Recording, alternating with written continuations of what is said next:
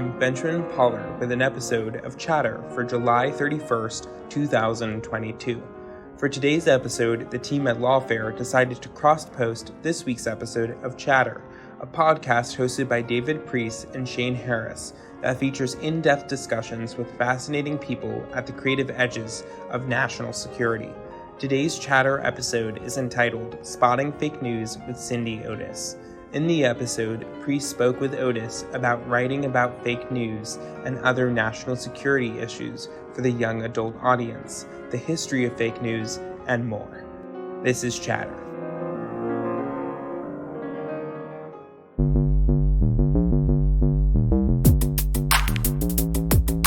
Welcome to Chatter.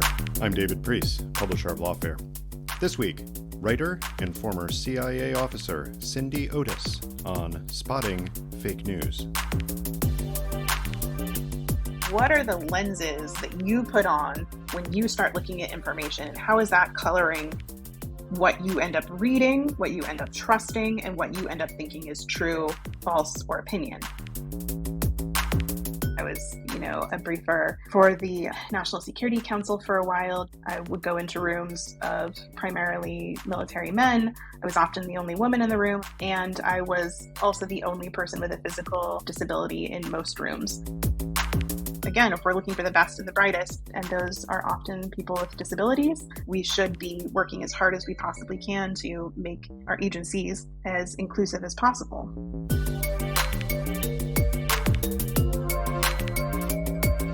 Cindy, welcome to Chatter.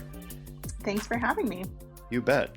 I am excited because I understand that next year you will have your first book-length work of fiction coming out. Is that right?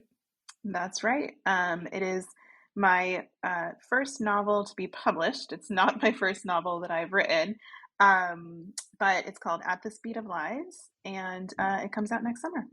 At the Speed of Lies. That sounds like it could also be nonfiction. So what is the outline of the story, and why did you choose to do it as a novel?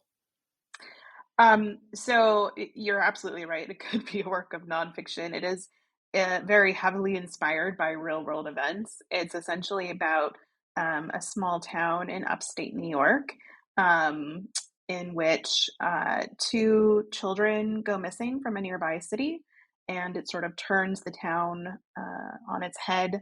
And the protagonist, an Instagrammer named Quinn, is sort of caught in the middle of all of it and trying to figure out what's actually happening, and is confronted by a number of different events that happen that make her sort of question everything. Wow. Now, this book is targeted at the young adult market. Mm-hmm. And your previous book, which is out in a new paperback edition as we speak, True or False, was also targeted for young adults. Although, as we'll talk about, I think it very well could be marketed towards the general market easily as efficiently. Mm-hmm.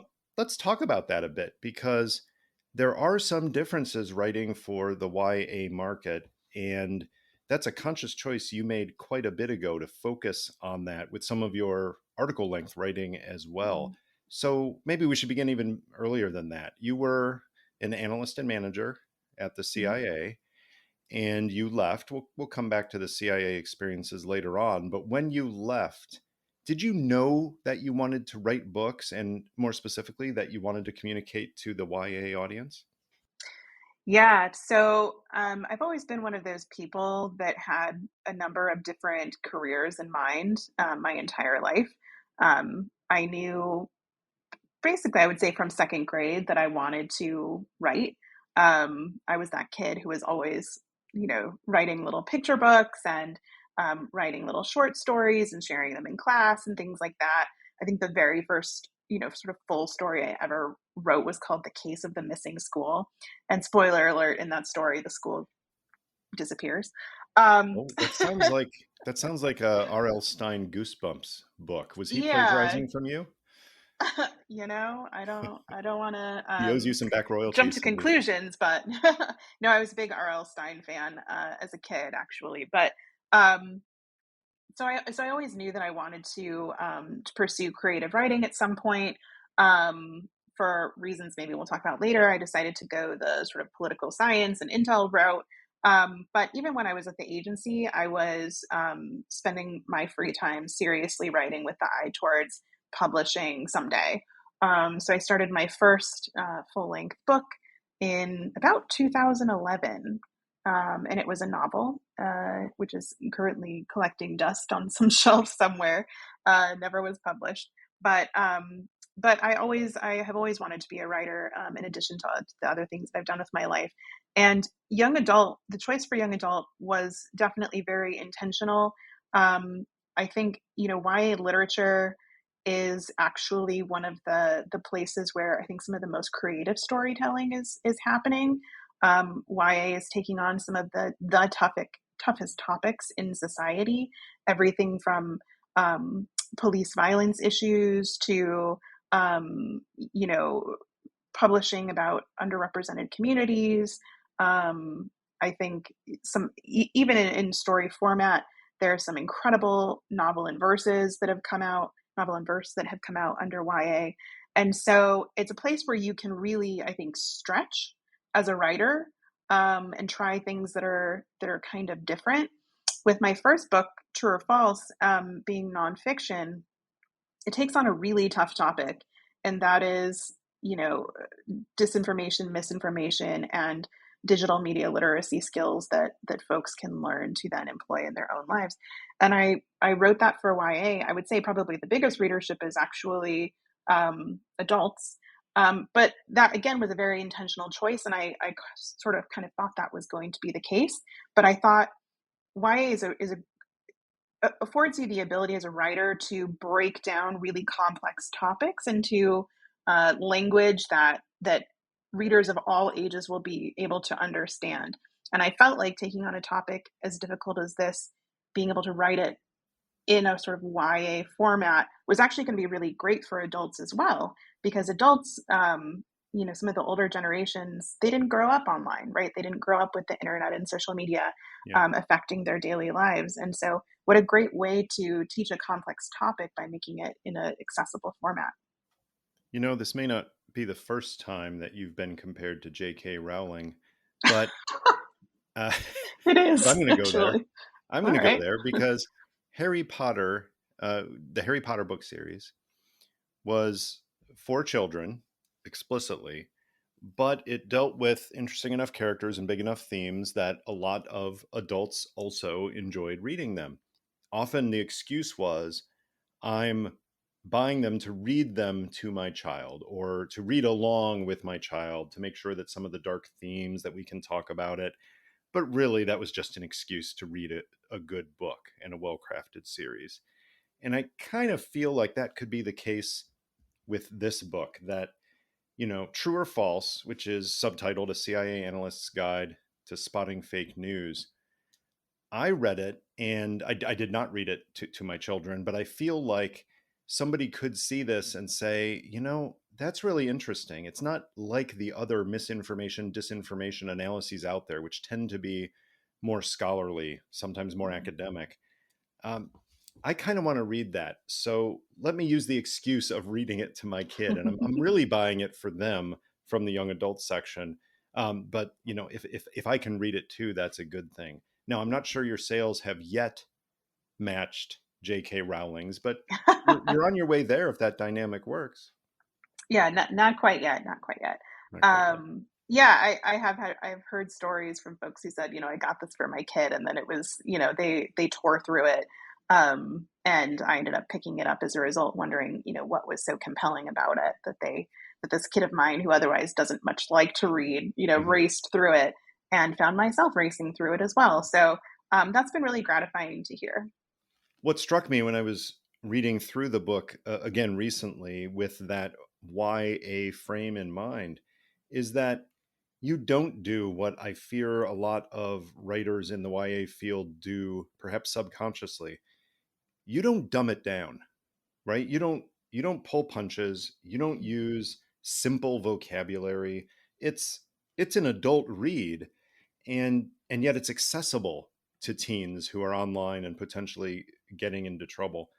One part of doing that is the substance itself. I love the fact that you start the book by telling what is, I think, one of the best sections in print of the history of fake news, pointing out that information that is not true or is embellished or is exaggerated has been around for a long, long time, thousands of years. And I'm wondering if you can talk through a couple of those cases from history and why you chose to include them to start your analysis here.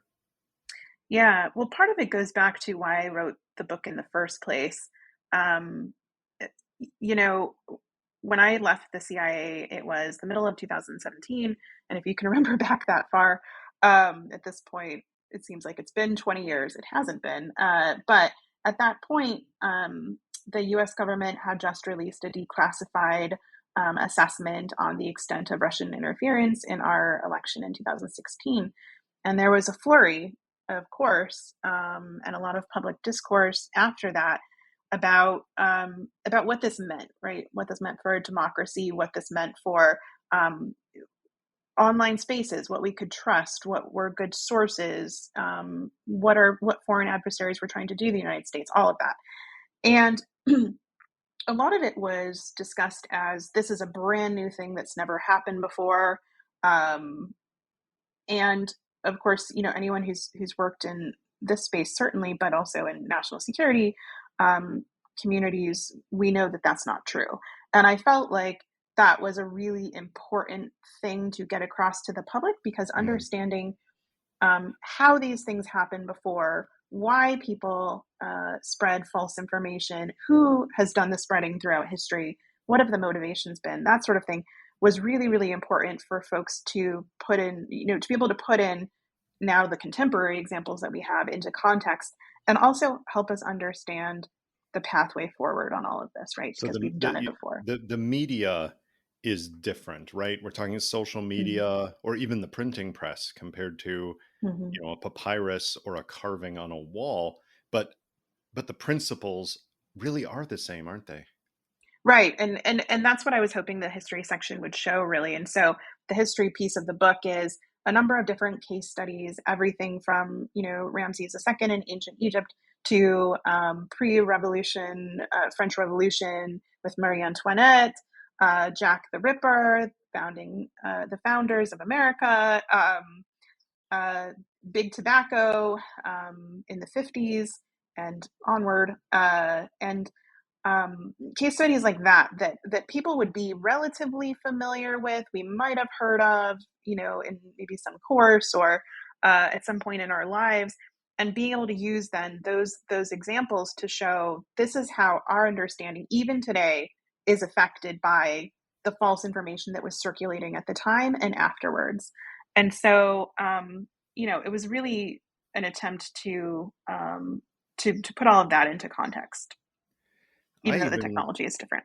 Yeah, I learned some things about the deep history here. For example, in your chapter on Jack the Ripper, Mhm. you noted that when the first letter from the killer was delivered to the Central News Agency in London, it was printed and got a lot of attention. It was the sensation of the day. And even after the killings stopped, reporters continued connecting murders to Jack the Ripper.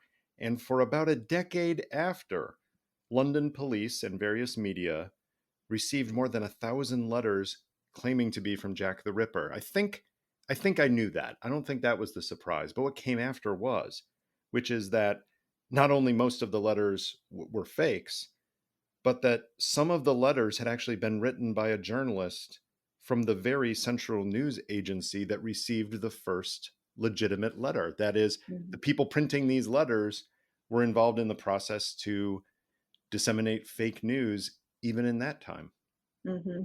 Yeah, I mean, you have to think about the time period in which this was taking place. This was, London in 1888. This was a part of London that Whitechapel that housed sort of those from lower socioeconomic classes. It was a major hub for immigrants and individuals who worked in the more industrial side of the economy. And there was a lot of disparity between the lower class and the higher echelons of London society, and a lot of fear from London society over immigrants coming into the city. And so as these murders started, and these murders were horrific, by the way, I mean, incredibly grisly, gruesome, awful things that were done to at least 5 women. And all of these women came from very similar backgrounds, had fallen on hard times, and were in extreme forms of poverty. And this murderer, essentially was hunting them. And so it made for extremely, what we would call sort of clickbait now, clickbaity headlines. The entire city and even the world was really gripped by these murders. Attention was on this particular event, and so it made for some great content for newspaper sellers and newspaper writers. And so when that letter first appeared in blood red ink, signed by Jack the Ripper, it really poured gasoline on the sensationalism of the event. And, because of, sentiments that were anti-poor, anti-immigrant, and all of that, it fueled suspicion. Rumors were rampant about who the killer could be. A lot of the rumors were about immigrants, people from underrepresented communities, and essentially the newspapers took advantage of that situation to really just print any rumor that they heard about who this killer could be, and it went on, as you said. It seems to be a theme in all, or at least most of the historical cases you look at, that we have to remember, whether you call it clickbait or sensationalism, that it costs money to disseminate information, whether it's a newspaper, whether it's a magazine, whether it's paying someone to go out and give speeches, or whether it's running a website. It costs money, and therefore there is a financial incentive, a perverse one. Sometimes it's blatant and sometimes it is subconscious, but there is this incentive to drive up clicks, to drive up subscriptions, to drive up purchases of the newspaper, which tends to exacerbate all of these dynamics you talk about, which are the ill motivations people might have are then magnified by this, in a sense, profit motive. You point out there are journalistic standards, and they developed for particular reasons, but is it just inherent in the way that we disseminate news that there's going to be this inexorable pull towards sensationalism and even fake news? I mean, to a degree, yes. I think the financial piece of this is just enormous and really, really important to understand, and why so many of my case studies do focus on that. One of the ones I talk about is the role of big tobacco in trying to silence, the scientific findings throughout the 1900s that started with the first report that that smoking caused lung cancer, and went on from there. Um, as a way of protecting their bottom line. Um, Another one that I talk about is the sheer amount of money that was made from creating fake news and publishing fake news on websites by various actors surrounding the 2016 election. One of my favorite examples, and I always cringe a little bit when I call purveyors of disinformation a favorite. I know how creepy that sounds. But one of my favorite examples is, some teenagers in a very small town in Macedonia that were running large networks of really clickbait websites, things like, ilovepets.com and ilovemusclecars.com and things like that, and then realized that they could actually make quite a lot more money if instead they turned those websites into hyper-partisan, sensational, and even fake political content around the US election in 2016. And you went from these teenagers really having very limited job prospects where they grew up in Macedonia, where the average income rate at the time was about $250 to $300 a month, being able to create these networks of websites, fill them with pay-per-click ads, and rake in thousands of dollars from these websites. some of the reporters from places like BuzzFeed News and others who actually went and investigated some of these individuals and talked to some of them. These were teenagers, mostly teen boys, who ended up being able to buy things like fancy cars and get, pretty girlfriends and start their own businesses and things like that based off of the money that they made from targeting the election. And when they, some of them were asked by these reporters, do you have any remorse? Are you concerned that you have, potentially degraded the extent to which Americans trust their democracy? The answer was mostly no. They didn't care. It was, it wasn't their country. It wasn't their problem. There was an opportunity for them. And so, that's the reality when there's money to be made or there's money to protect. In the case of, big tobacco trying to silence scientific findings, that will always be a massive incentive. And it's almost a wonderment on their part that the question would even be asked. Mm-hmm. Like, well, what do you mean? The consequences of what we're doing. People want to read this stuff. People are clicking on it. So what's the issue from our end? We're just providing people with what they want at some level. That's so disturbing, but you can understand the core truth behind it from their perspective.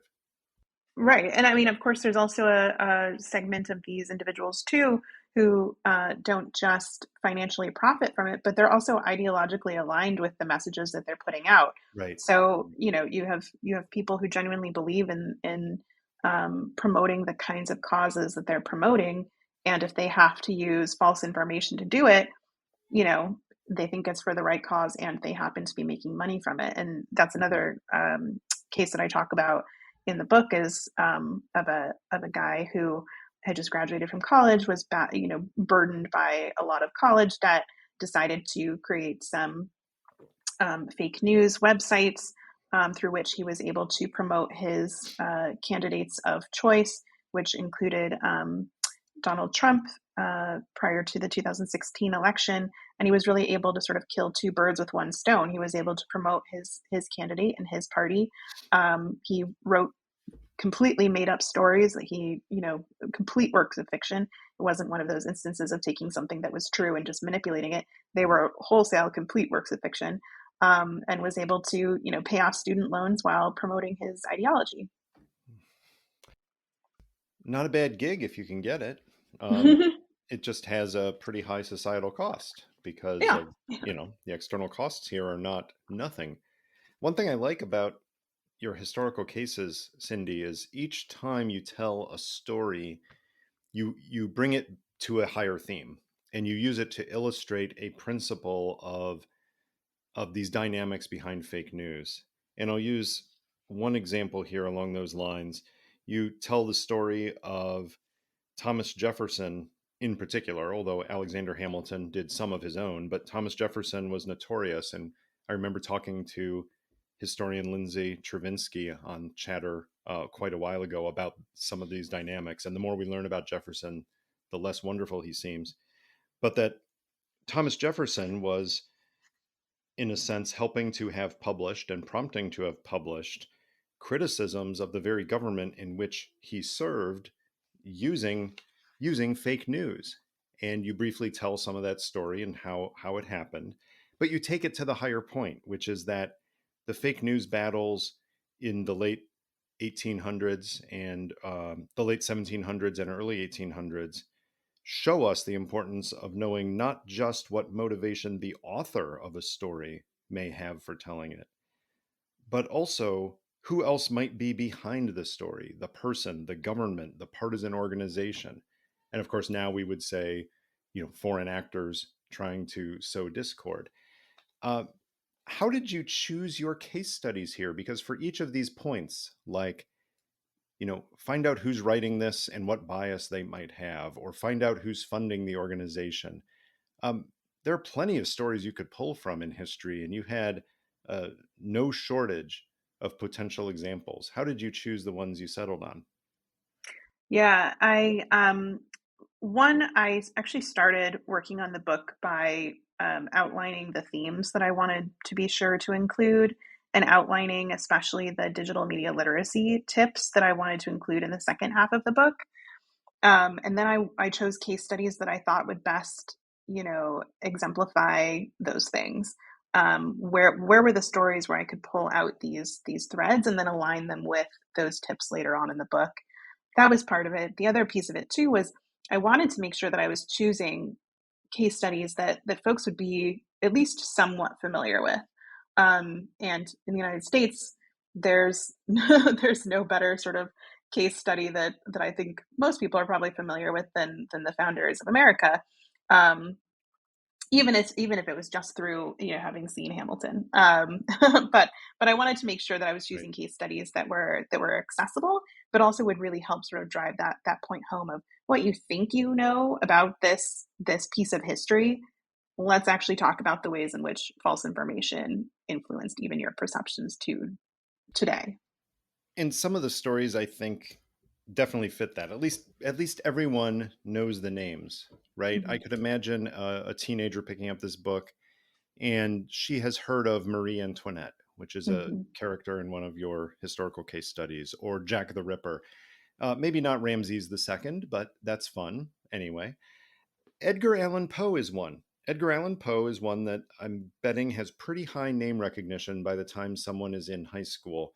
And most people have read at least The Pit and the Pendulum or The Fall of the House of Usher, something from Edgar Hmm. Allan Poe. But you tell a story about him that's quite different. Tell us what Edgar Allan Poe did and why he hits one of those themes for you. Yeah. I was trying to find case studies that would help illustrate the different ways in which newspapers were used um, throughout history, and the way that sort of journalistic standards evolved over time. And so I talk about Edgar Allan Poe, sort of his background and how he ended up writing a story for The Sun in 1844 in which he said a European balloonist had crossed the Atlantic Ocean in about 75 hours in something that resembled a hot air balloon.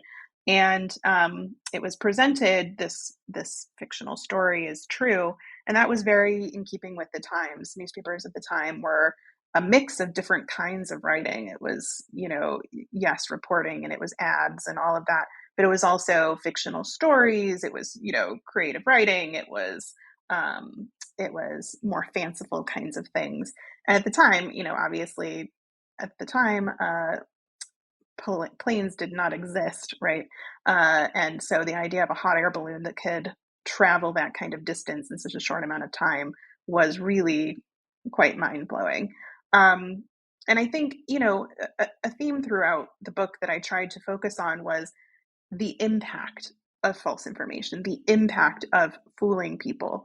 Um, and in instances like the Edgar Allan Poe one, the impact was sort of destroying the credibility of newspapers and newspaper reporting because people felt like they were being tricked.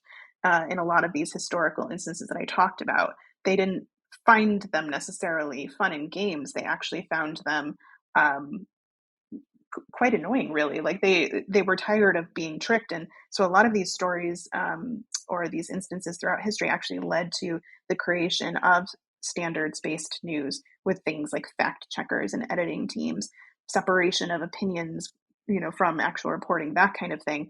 Because it was instances like these that really ended up destroying, the trust that citizens had for newspaper reporting. Right. And I got to say, there is that, I don't know what you would call it, that general cost of undermining credibility of any news sources, even ones that are well sourced and have Hmm. ethical principles of fact checking and things like that. But there are some specific costs too. For example, when you write about the Nazis in Germany, Hmm. that was not a philosophical cost to the fake news. That was a horrific human toll to the fake news. That was a choice you had to make, right? You're talking about Edgar Allan Poe and stories of hot air balloons. You're talking about, you know, Thomas Jefferson making ridiculous claims through his publications, and even Ramses II as ancient history. But then you went to the Holocaust, right? Why did you feel you had to include that when up to that point while not lighthearted, we're still talking about Jack the Ripper and horrific murders and the Spanish American War and yellow journalism. So real human cost. But you really ramped it up when you start bringing in the Holocaust and fake news. Why did you include that? I mean, I didn't think I couldn't not. I mean, it's one of the most horrific events in history. It is, um, like you said, other pieces of the book dealt with, instances in which there was loss of life, French Revolution, that sort of thing. This was certainly, a different kind of example, but it is one of the most horrific and extremely important historical cases of how a government very successfully wielded false information to um, in an attempt to destroy whole pieces of society, whole communities of individuals, and was successful for a very long time in doing it. Mhm. And given that the narratives that they very successfully wielded are still present today, anti-Semitism continues, ableism continues, Right. anti-LGBTQ sentiment continues, and a lot of it is based on those conspiracies and false narratives that um, the Nazi government, peddled. I think readers need to understand and recognize the signs and understand the historical context of where that comes from, and ultimately where that leads. Do you think that as much as Nazi Germany is a part of not pop culture, but certainly pop consciousness, that somehow it's still an underreported and underappreciated story, right? Because we have so much history coming at us and we're focused so much, rightfully, on things like racial justice and other issues in our own lifetimes. That aspect of the fake news leading to some of the worst atrocities of the Nazi regime, is that something that needs to be told even more? I mean, I think it does. We see that Holocaust denialism is on the rise. We see groups that subscribe to anti Semitic conspiracies are increasingly finding their ideology mainstreamed in political parties around the world. I think there's also a lot that has not been fully understood by societies about just how widespread their um, their attacks and oppression were. They targeted the press. They targeted LGBTQ individuals. They targeted disabled people and slaughtered them because of the communities and the identities that they had. And so that often isn't understood by people who are not from those communities. And so I think it's incredibly important to continue talking about this as a historical example that's still very much um, feeding into things we see today. One of the biggest tensions in talking about a tragedy of that magnitude is balancing the attention and the horror about the groups that were targeted, right? Mm-hmm. So you take care to point out that yes, of course, it was targeting Jews within Germany and in the countries around Germany that were occupied. However, the program also was targeting the disabled. The program was also targeting LG. I mean, it was targeting a number of people, Roma Mm-hmm. and others. Now, if you emphasize those groups too much, then there can be a backlash saying, why are you minimizing the horror against the largest targeted group? And are you contributing, in a sense, to, if not Holocaust denialism, are you, in a sense, minimizing the anti Semitism of it? Whereas your intentions are simply to point out, well, the fake news contributed to a lot of targeted activity against a lot of different populations. How do you balance that? Because you're trying to tell a story, you're trying to be truthful and acknowledge what happened. You're not trying to change the historical balance of attention. You're just trying to highlight that it went across the board. How do you Mm-hmm. how do you think your way through that when you're writing a book that you know is not going to take 200 pages to try to explain all that nuance, but try to do that in a few paragraphs? Yeah, that was certainly a challenge throughout the book. Is you know, you've got a limited number of amount of space, and you're trying to cover just a massive amount of history. And so I wanted to be incredibly careful about how I told these historical case studies so as not to minimize what was occurring at the time, but was really focused on drawing out sort of key themes for people that would help be able to lead to sort of discussion and analysis of what this means for our understanding of fake news, false information, conspiracies, all of that. Mhm. I think my approach with this particular chapter was simply just to outline the strategy and the targets. So, in an attempt to not at all minimize um, the largest community affected by the Holocaust, I really just focused on highlighting the multi-pronged, deliberate strategy of targeting some of these other communities as well. I felt it was important. I'm a disabled person. I'm a wheelchair user, and I talk about disability issues quite a lot. It's fundamental to who I am as a person, and so I felt that it was also important to bring that perspective as well as the author of the book. You've just used the phrase disabled person. And I know there is a lot of discussion and a whole lot of energy around the terms to use for certain, however you tend to affiliate or identify yourself. The words matter, right? Mm-hmm. And in the book and in some of your writings, you will talk about the disabled, or you will talk about disabled persons or people who use wheelchairs. Talk about that struggle, that not just obviously the physical struggle, although feel free to talk about that as well, but the struggle as a writer of how do I talk about my own experience without trying to diminish somebody else's way of describing themselves.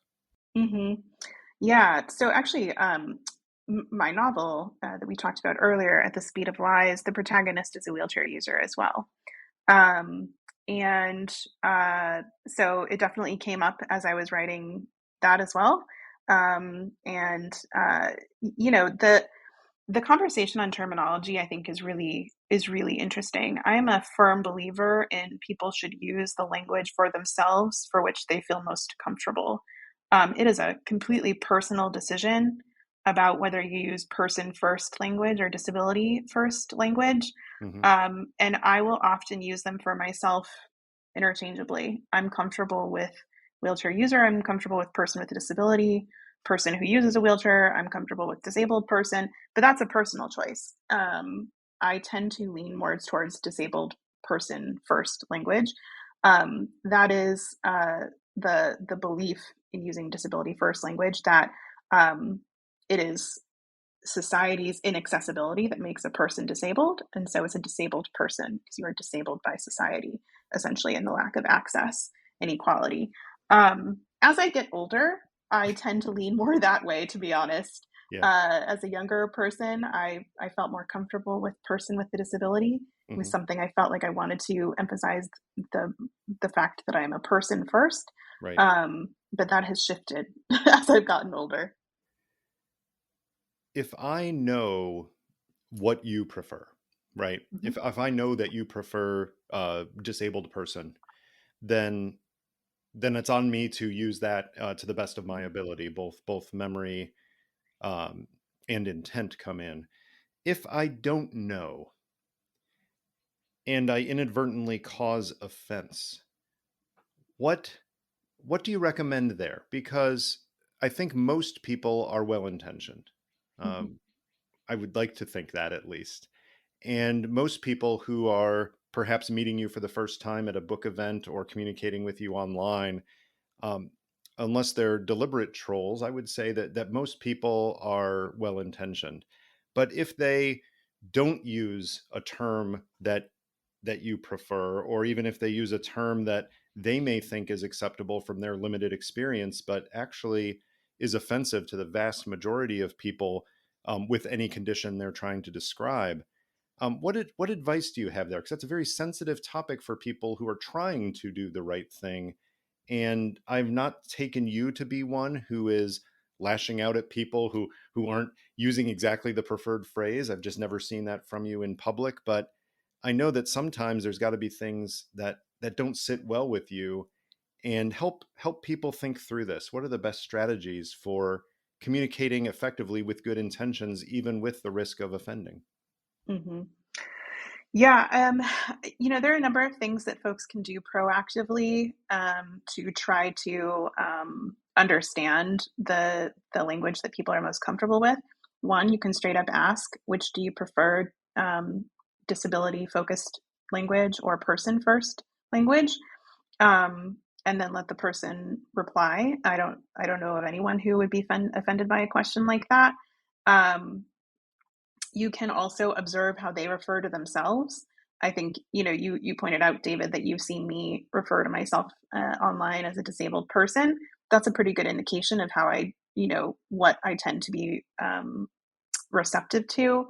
And then I think, if you do use a term that's outdated and somebody hopefully gently lets you know that they prefer another term, um, that's a great time to show some grace and say, thank you for correcting me, and just move forward from there. What can often end up leading to offense is when a person responds to that with trying to educate the disabled person on why the term that they used was actually acceptable, which absolutely happens. And it often happens with folks, in my experience, this is just my experience, with people who say differently abled. And I say, actually, disabled person works well for me. And they're like, well, differently abled actually is and I'm like, stop right there. You There's the don't explain actually. it. Yeah. Yeah, the actually, when I tell you what I prefer, there's no actually after that. So, uh, but I don't react terribly negatively to differently Yeah. abled either. I went through a differently abled terminology phase myself for a period of time, so Mhm. um, you know. Yeah, some of it is going with the times as different terms gain currency and other ones lose it. Keeping up with that is part of Mm, it, and understanding the reasons behind it, of course. How it manifests itself very practically is something that you've been quite outspoken about, which is the challenges that come with travel, especially travel by air when you're a wheelchair user. mhm, And you've described several scenarios that are, I don't know what adjectives describe it. I mean, they're frustrating, they're annoying, they're heartbreaking in some ways because of the simple things that could be done right that just aren't part of a standard operating procedure for a particular airport gate crew, the design of airplanes themselves. Talk through this a little bit. You've educated a lot of people about challenges that they themselves are blind to for various reasons. What is it that you find with all the progress we've made in the last, especially since the George H.W. Bush administration with the ADA? We've made a lot of advances in a lot of areas, but wow, we have a long way to go. Talk through some of those experiences and what you think we collectively could do better along those lines. yeah. The more I talk about these issues and the older I get, the more I realize that the vast majority of the general public has no idea the amount or depth of the barriers Right. that disabled people in the United States face every single day in every element of our lives.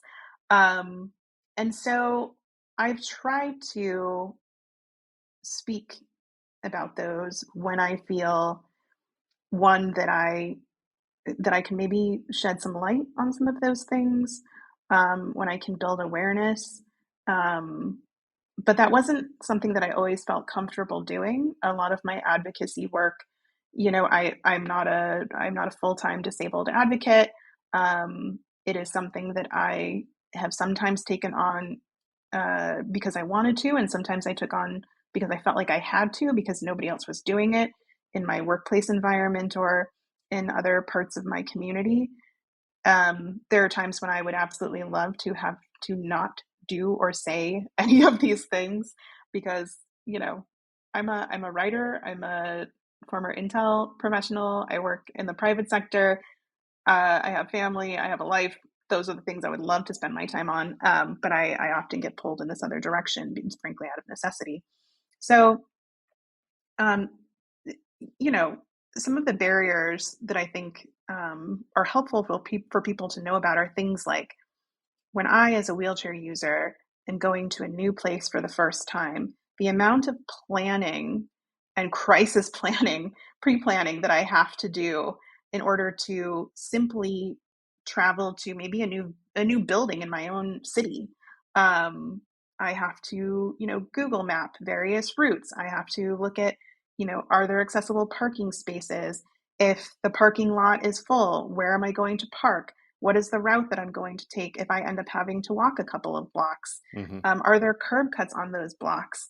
Can I get into the building? Is there a door opener? How am I going to open the door if there is no door opener and nobody's around? Once I get inside, all of those things, on and on and on.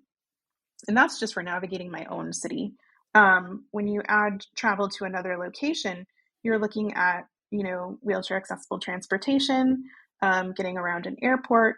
And I don't think it's widely known that wheelchair accessible transportation in the United States is almost non-existent. Yeah. If you go to a city like New York, the city passed legislation a number of years ago to have 50% of its taxis be wheelchair accessible. That is to where you could be in your wheelchair and stay in your wheelchair in the cab. It has gotten to that point. I believe they've actually met it. Oh. And it is a vastly different experience when I'm in New York City. My life is so much easier if I'm traveling to New York City than if I go anywhere else in the United States. The vast majority of even mid-sized cities in the United States do not have wheelchair accessible taxi options at all.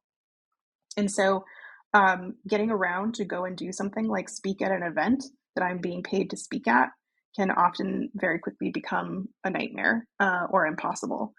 And then you add air travel to that as well. So I do have horror story after horror story of things like my very expensive wheelchair that, costs more than some people's cars gets dropped off the side of the plane, broken into multiple pieces, and then they bring me the multiple pieces at the gate and say, good luck to you.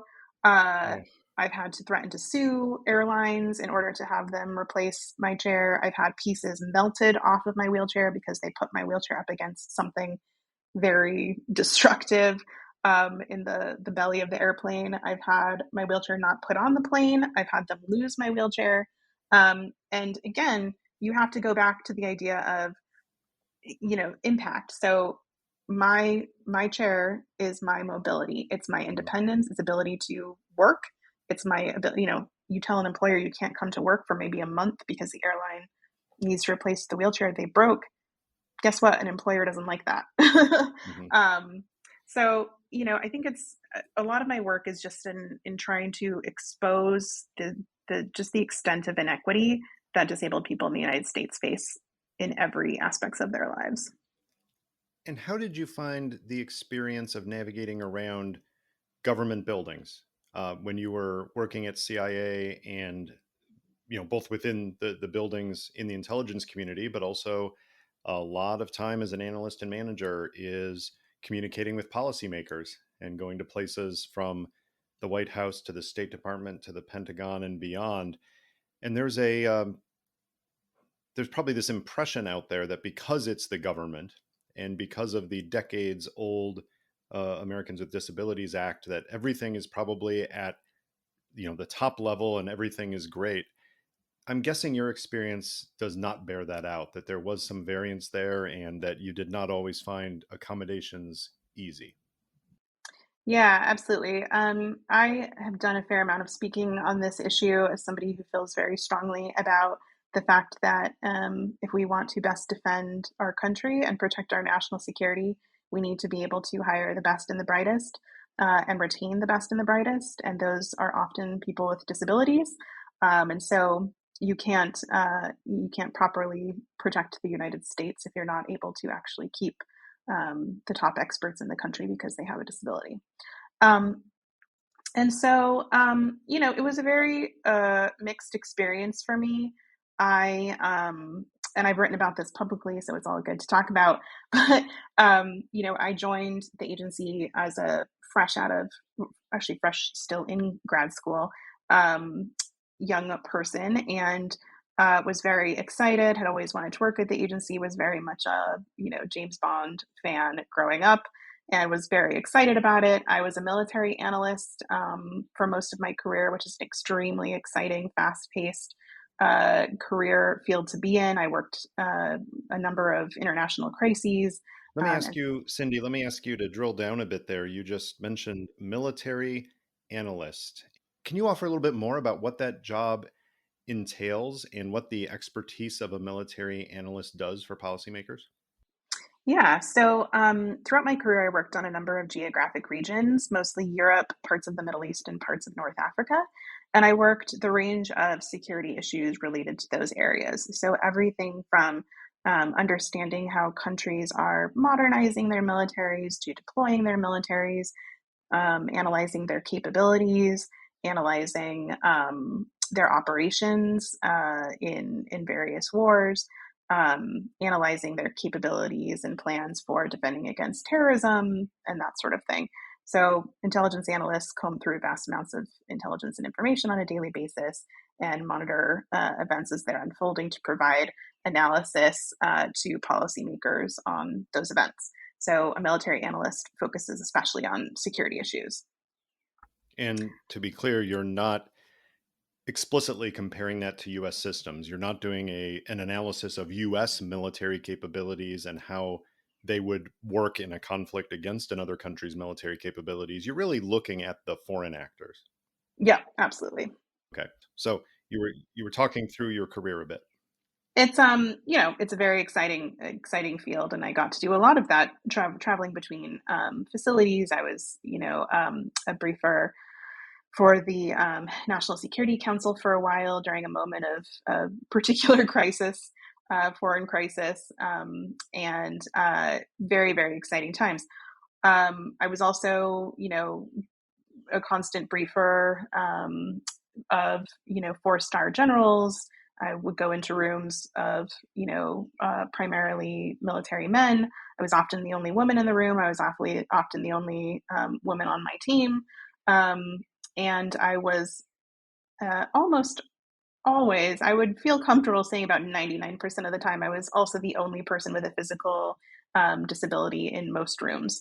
And so when I joined the agency, I started to look for my community there, looking for people who could help me navigate this giant organization as a disabled person.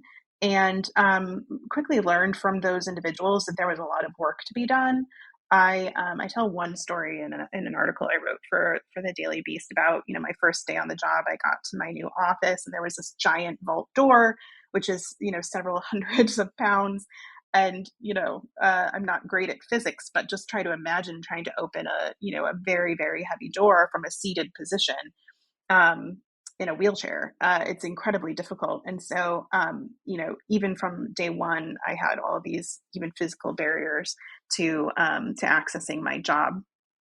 And that was a pretty consistent message that I heard from my fellow disabled employees, and they had the range of disabilities, everything from other kinds of mobility disabilities to PTSD, visual impairments, deaf and hard of hearing colleagues, and folks like Mhm. that. And everyone's experiences were very different, but were consistently ones of we don't have what we need to be able to do our jobs on the same equal basis as our colleagues, whether that was a facilities issue or an issue with accessing technology and things like that.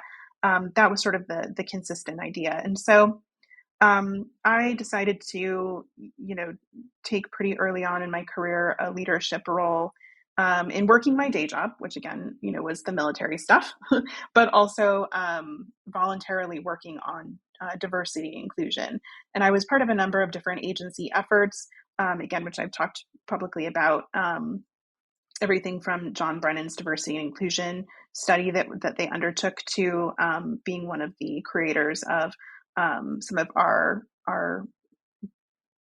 first ever work on disability inclusion specifically. And so things did improve over time, and but there were barriers, massive barriers along the way, and a lot of it came down to actually just having to convince people in decision-making positions that they should be working to include, attract, and retain employees with disabilities, because they were, if we're looking for the best and the brightest, we should be working as hard as we possibly can to make our agencies as inclusive as possible. Absolutely. So your experience at the agency was obviously as a military analyst, as an intelligence briefer, where you would not just cover your own expertise, but you would be representing the analysis of many other people to important policy customers on the National Security Council staff. You were also a manager of analysts. Is Mhm. that correct? That's right. Yep. How did your mindset change when you took the management job? Your role changes, right? You're no longer the widget maker. You're no longer the expert producing material. Your job is to get resources to those people, to empower the people who are able to create those assessments. Talk through that a little bit and how you thought of the experience. Yeah, it was a very interesting role change for me. I loved being an analyst. I was the person who wanted to be thrown right into the center of the fire. I loved the PDB process. I was probably the only person who loved the PDB process, the President's Daily Brief. Uh-huh. I loved writing. I loved analysis, just all of it. And going into management, part of it was motivated by the thought that maybe I could have bigger organizational impact at a management level than I was having as an analyst. And so that's part of the mindset that took me into that role. I was really, really lucky to work with some phenomenal analysts. I was a manager of a multidisciplinary team, so they worked the range of analytic issues, political issues, military, all of that. And like you said, David, my role shifted. It was about empowering my analyst, being the person who takes away their stumbling blocks so that they could do the work that they needed to do, letting my analysts be the substantive experts that they were and doing whatever it took to facilitate that. It was also about building customer relationships and making sure that our intelligence products were crafted in a way that best answered policymaker questions, that were, ahead of the curve and anticipating what those questions were going to be, and in helping policymakers think creatively about some of our most complex national security challenges. It sounds like you loved the analyst job and you loved the manager job. Mhm. So the obvious follow-up is, why did you leave? Yeah. So I was there for 10 years, and a number of things sort of led me to deciding to leave. Um, Part of it was, like I said earlier in the conversation, I've always been one of those people that when asked, what do you want to do with your life? I was like, everything. Like, I knew that I wanted to go into the agency, but I also knew I wanted to be a travel writer at some stage in my life. I wanted to possibly teach. I wanted to do creative writing and hopefully publish a book. I actually was able to do a lot of those things in the last couple of years. I did a number of travel pieces after I left the agency. I wrote my book that was first published after I left the agency. I actually taught grad school classes while I was working at the agency at one point. So I've checked off a number of those boxes, but I knew that there were things that I wanted to do on the outside of the agency, and part of that was joining the private sector and working some of these issues from a private sector perspective. Um, I don't shy away from the fact that part of my motivation as well was just being dismayed about the lack of progress on disability inclusion efforts within the Intel community. It, I think it might be easy to um, underestimate the extent to which it wears on you to day after day, year after year, have to justify your existence as a person, what you're doing, why you're advocating for these resources, to have to defend your community, to have to convince decision makers that they should be accommodating experts in their fields as a way of protecting national security, it wears on you over time. And I I was sort of burned out on that front by the time I left. That's understandable. And it's a shame that you're left with that as well as some of the positive memories that you've talked about. But I can tell you on the flip side, when I mentioned to a friend of mine who is still on the inside, and she is a relatively senior manager now inside the agency, and I mentioned I'd be chatting with you for the Chatter podcast, she got a smile and she said, "Oh, I remember Cindy really well." I said, "Oh, you worked with her?" You're like, "No, no, no, I didn't work with her." I had one training class with her, one analytic training class or managerial class. I can't remember which.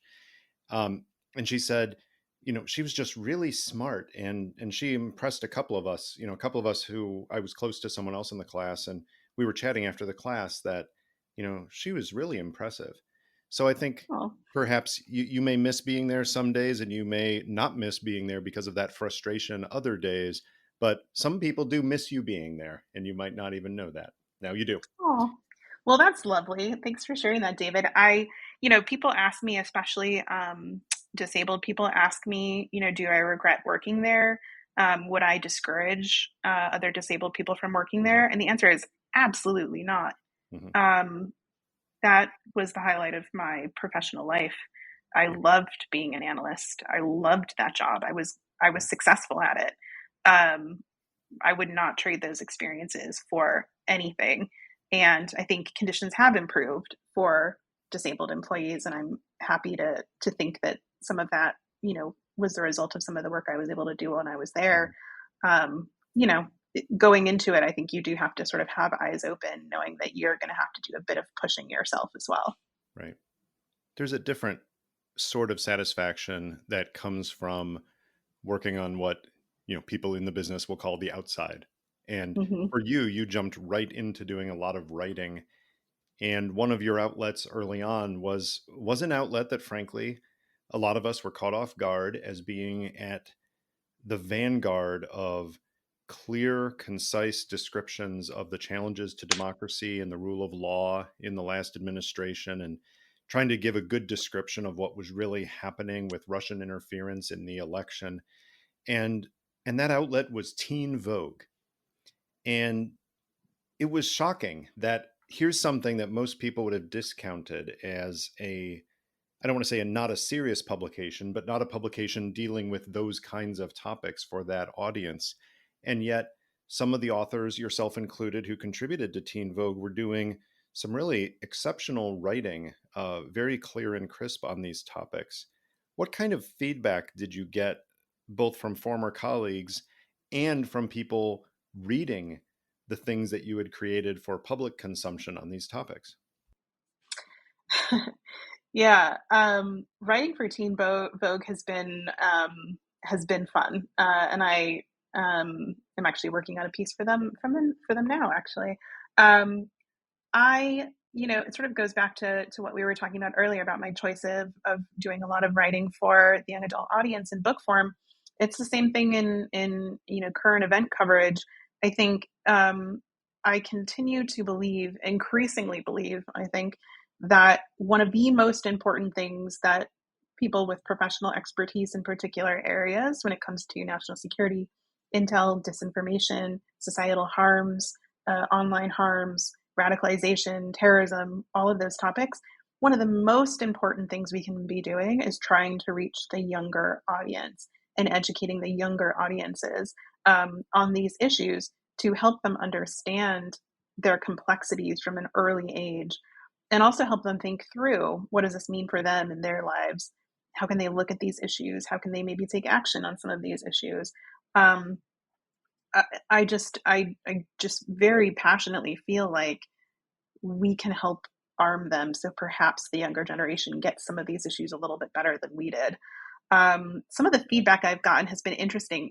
Kudos to Teen Vogue for for asking somebody of a national security and intel background to write Hmm. for them to begin with. Hmm. I think they have done a great job of trying to be inclusive Yeah, that's not of an the kinds obvious of choice. writers. And Yeah. that's something that probably took some courage on their part to speak to others in the organization and say, no, we really should be doing this. Don't underestimate our readers. Yeah, exactly. I think from my understanding of it, it was a deliberate intention to say, you know, our young readers need to know about these things. Let's not try to hide important segments of discussion of current events from them. Let's actually try to inform them. And so, yeah, the feedback I got was interesting. I remember the very first piece I did.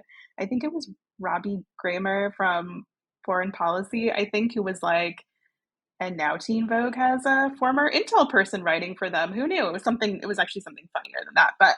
Um, but I thought it was funny, and that was the reaction from a lot of people of just surprise that they would ask somebody of my background to write for them.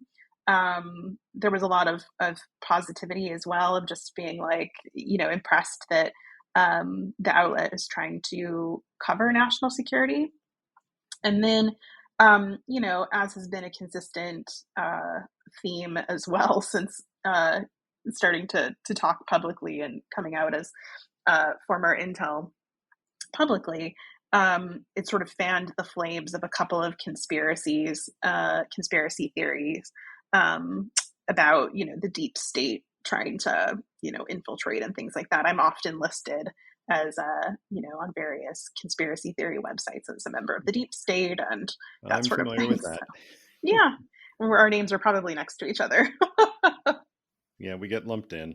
The other outlet you've done a lot of writing for is one that I think is dramatically underappreciated when people think about platforms for reaching people. Mhm. And that's USA Today. People often think about the New York Times, the Washington Post, the Wall Street Journal, but the latest data I saw that USA Today was the number one most Yep. circulated newspaper in the US, and it wasn't close. It's something like 10% more than the closest other publication, the Wall Street Journal, and it was about double the circulation of the number three, which is the New York Times. It reaches people in part because Mhm. I think still the majority of hotels you go to, that is the newspaper that's put outside your door if you elect to get one, and it's present in the lobby absolutely everywhere, as well as a lot of other public places, doctors' offices, things like that. A lot of them subscribe. So you've probably published there more than anywhere else. Why do you feel that USA Today, which does consciously write at a level that is accessible to almost everyone instead of for a particular market, why do you feel that it's important to get some of the key themes you write about published through that outlet? Yeah, it's a similar mindset that I have about my writing in general. Of if there's an opportunity to break down complex issues into writing that is accessible and digestible by a broader audience, that's the publication I'm going to go with. That's the format I'm going to go with. National security is not for the elite only to understand. It's actually something that Americans need to understand across the board about our role in the world, about everything from how the government sees national security to what we are doing around the world to defend national security, and the good and the bad of that, right? So not from a place of promotion, but as a place of explaining the reality. And so, it's for the reasons that you said. It's the number one most read news publication. It reaches the most audiences, and it breaks outside of the sort of coastal bubble as well. And I felt like that's an important place to be. So I'm on the board of contributors there, Hmm. and just I always appreciate the fact that the folks that I've worked with from USA Today are most interested about informing readers about complex issues. Right. Both there and in the second half of your book, True or False, you spend a lot of time talking about what to do about fake news, about misinformation, disinformation, all of the issues in this larger space. Let's begin with one, which is simply knowing the difference between fact and opinion. And this is depressing because you cite a Pew Research study report from, I believe, 2018, where I think 5,000 and some adults across America were asked to identify which of 10 statements were fact and which of 10 statements were opinion. And barely a quarter of respondents could properly classify all the facts as facts. When you're beginning with that, when that's your baseline, that it's not advanced analytics, it's not the ability to do reverse image searches or to find the ownership of a particular press outlet, when it's simply the inability to distinguish between a fact and an opinion, does that make you depressed about our ability to fully climb out of this fake news hole that we're in? Hmm. Yeah, I write about these issues. I think I'm of the more optimistic on them than probably a lot in the research space, but that is simply because I need the fuel to keep going and working on these issues. Right, right. If I let facts like that depress me, I would probably quit this space, and I'm not ready to do that. So, um, to me, it isn't depressing. I switch into what can I do to help mode.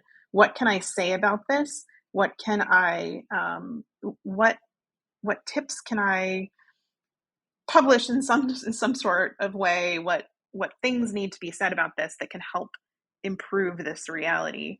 And that was, sort of the whole foundation of the book, is that I felt like I see this thing happening. I see that people are conflating fact and opinion. I see that people are letting their biases rule as they look at information. I can see that people are discouraged by revelations about Russian interference. What can I say to get people out of this? Right. So that's where the book came from. Um, a lot of the tips that I talk about in that one included actually start with sort of self discovery, understanding and doing sort of self analysis about what are the lenses that you put on when you start looking at information. How is that coloring what you end up reading, what you end up trusting, and what you end up thinking is true, false, or opinion? And through that process, my hope is, of course, that people will be able to think more critically about the information they're consuming. The fact versus opinion is that discussion is about helping people understand the extent to which, not even through any fault of our own necessarily, but our natural inclination is to be driven by emotion, right? Our natural inclination is to feel like the things that we feel really strongly about, those are the true things and those are the factual things, as opposed to things that we disagree with and have that sort of negative emotional reaction to. Yeah, I would say a lot of your advice, both in the book and in many of your articles, falls under two categories. And one of them is self awareness, checking yourself, preferably before you wreck yourself, and finding a way to eliminate or at least reduce your own biases, Mhm. acknowledge them, and then move forward. So that's one. The other one, which can overlap with that, but a whole lot of your checklists for everything from identifying fake images to avoiding passing on misinformation through social media, a lot of it has to do with just slowing down, right? Mhm. Not trying to be the first person to pass on supposed breaking news or passing on that flashy image and making the snarky comment on it.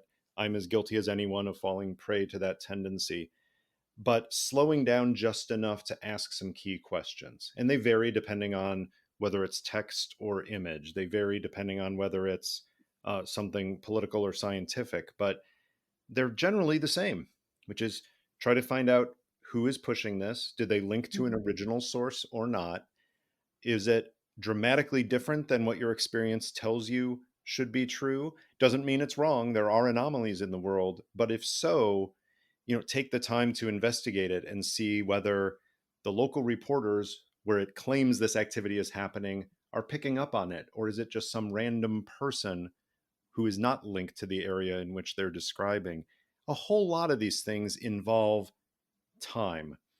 And yet you Mhm. ask person after person, what's their resource that they have the least of?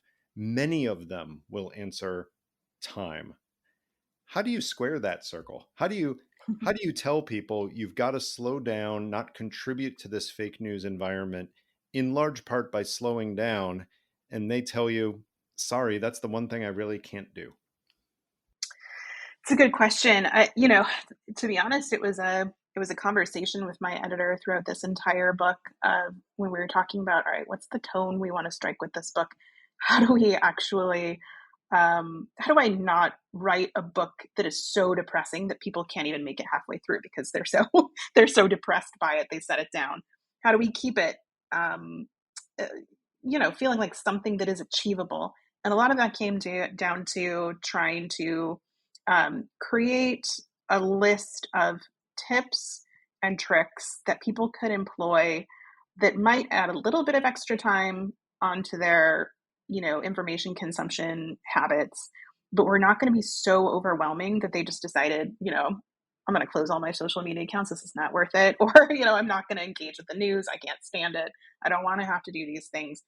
And so it was about, coming up with actionable lists that people could somewhat easily work through, right? So instead of seeing a post and reading the headline and sharing it based off of that headline, the guide says, click on the article, check things like the date, when was it published, check whether it has an author. Those are all things that add maybe 5 seconds onto your reading time or your social media time. And then from there are other things that you can do too. You can look to see if hyperlinks are broken or if they're real. You can, use your search engine of choice to see if the publication has been around for a long time. You can check with another news outlet that you do know and see if they're reporting it too, like all of those things. But most of the guides that I include start with things that are very quick to do as a way of not trying to overburden people. I say it in the book, I think somewhere, that, we're not trying to turn you into, this is your full-time job, this is now your profession. We're just trying to give you actionable things you can do as you're looking at social media anyways. Absolutely. One of the more useful tips that's in there, it comes down to headlines versus text. That you and I know that the vast majority of articles, the author doesn't write the headline. Those are written sometimes with author input, quite often without author input, Out. and the titles don't necessarily reflect well the content within. You and I are hypersensitive to this because we took great pains. I'm quite confident you share my experience on this. We took great pains when writing intelligence products Mhm. to ensure that there was no daylight between the title and the main analytic message within the core of the text, because some policymakers were busy enough that they would read the title, and if it had an analytic message, they might take that on board and flip to the Mm. next piece they were reading and not read the detail. So you had to have the message right. And the few times, in my experience, where there was daylight between the two, I can think of one prominent case where the National Security Advisor of the United States read a headline in the president's daily brief on an article, read the first paragraph of the text, and said, "This headline doesn't match the piece," and she was right. So Mm. I think we are trained to be very focused on that. And headline writers have a tough job, and I think they do get it right most of the time. But sometimes they don't. And that's a shame. But it's a particular problem when somebody reads a headline and forwards a piece to their 1 million followers without Mhm. realizing that that's not what the story actually says. So we may want to add to the 5 or 10 seconds of research you just mentioned, maybe take 30 seconds or a minute to actually read the article that you're forwarding to all of your real and virtual friends. That might be a good idea, right? Yep, and that's in there as well. Like, please do read. Please do read. Look, I think it's important to note, um, and I do in the book, we're not asking for perfection. And I think anyone in any expert space who says that they get this right 100% of the time is just probably isn't aware of a time in which they messed up. They shared something that didn't end up being, quite true. I think it's important to acknowledge that. Even as a disinformation investigator myself, um, also just human, right? And so I think if we're looking to people to have that 100% of the time they are correct, people will just disengage and will just check out. And Right. so I want to make sure that that's very clear. But absolutely, my perspective is if you don't have the time to do at least a pretty, good read of something before you share it, you probably don't need to share it. It can wait. Mm-hmm. You make a point in the new paperback version of True or False, because the book was published, 3 years ago now? 2020. But you've published it with a new afterword in the paperback version. And per your point earlier, you actually end on a somewhat optimistic note, which is odd given that you talk about what's happened in the last 3 years. You talk about the global pandemic and all of the literally deadly misinformation that came with that. You talk about the insurrection on January 6th and the obvious cases of fake news that contributed to that. But yet you end on a positive note. You say that something that happened with the build up to the Russian invasion of Ukraine leaves you actually feeling good about some of these tips and tricks that you recommend. Um, Talk through that. What are you a little bit positive about when it comes to what happened before the invasion and even in the days and weeks after it? I try to make every conversation and, to the extent possible, every piece that I write end on some sort of optimistic, hopeful note, because I think that's really critically important to keeping people engaged. It sometimes tests my creativity quite a lot, Yeah, some actually. days are harder than others. Yeah, and some days, mustering some optimism is almost impossible. Um, I use the example of Russia invading Ukraine to talk about the things that the Ukrainian government did as the invasion was very obviously being planned, as well as things that the U.S. government did, that is exposing Russian plans. Um, and being very public about that exposure as a way to pre-bunk what ended up being false Russian narratives about the invasion. So before the invasion, literally as the military was building up on the border, Russia was saying, we're not doing anything. There's nothing to see here. And the Ukrainian government and the United States were very vocal about this is happening, this is happening. And uh, you would know better than I do, David, for sure. That, but it seemed like this was quite unprecedented. The extent to which the U.S. government declassified information about Russian activities prior to the invasion and at the start of the invasion. And when the invasion occurred and Russia switched to this is just a special operation. This is a peacekeeping mission. And those narratives, again, the US government and the Ukrainian governments were very proactive in providing public information about the fact that that was completely not true. As Russia has continued to pump out conspiracy theory and lies day after day after day about their activities, the extent of human rights abuses that they are um, uh, conducting in Ukraine, the damage that they are causing, um, and why they are there and what they're doing. As those lies have continued to come out, the Ukrainian government has continued to knock them down one by one by one. Right. And and so it gives me a little bit of hope because I think that in some communities that is working. I think it's important to note, of course, though, that Russian disinformation isn't just focused on convincing the US audience and the Ukrainian audience, it's also globally focused. And I think they've had more success in convincing other countries of their lies than they have of particularly Europe and the United States and NATO members and countries like that. So, but I do think it's reason to be cautiously hopeful. That is a fair point. Well, this is the time in the podcast when we reach into our vaunted chatterbox and pull out a random pre-printed question to ask you. Cindy, if you could convince the President of the United States to take one discrete action today related to national security, what would it be? So, there are a number of different things that obviously came to mind, and I've had to choose just one. Um, one thing we haven't talked about is the fact that I'm a huge NATO-phile. I've spent a large amount of my career working on NATO, something I studied all the way starting in undergrad. I would say that the president should be working feverishly to bolster NATO and our alliance members there, to fast track the membership of countries like Sweden that are ready to go, when just a few years ago we might have thought that impossible. I think the Russian invasion of Georgia showed us in 2008 that NATO had a very important mission. I think with activities in Afghanistan and elsewhere, it had sort of gotten away from that core mission to a degree, and European capitals have been decimating defense budgets for quite some time.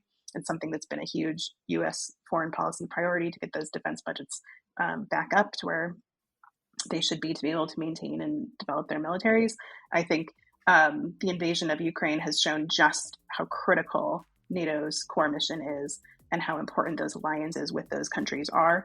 I think they've been decimated over the years by also political turmoil within the United States, and our alliance members need to know that they can count on the United States as a consistent partner, not a partner based off of whoever's in office. Right on. Cindy, I appreciate you taking the time to chat with us.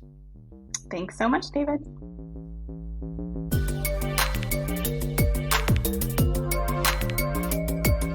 That was Chatter, a production of Lawfare and Goat Rodeo. Please subscribe to the podcast and find us on Twitter at @ThatWasChatter.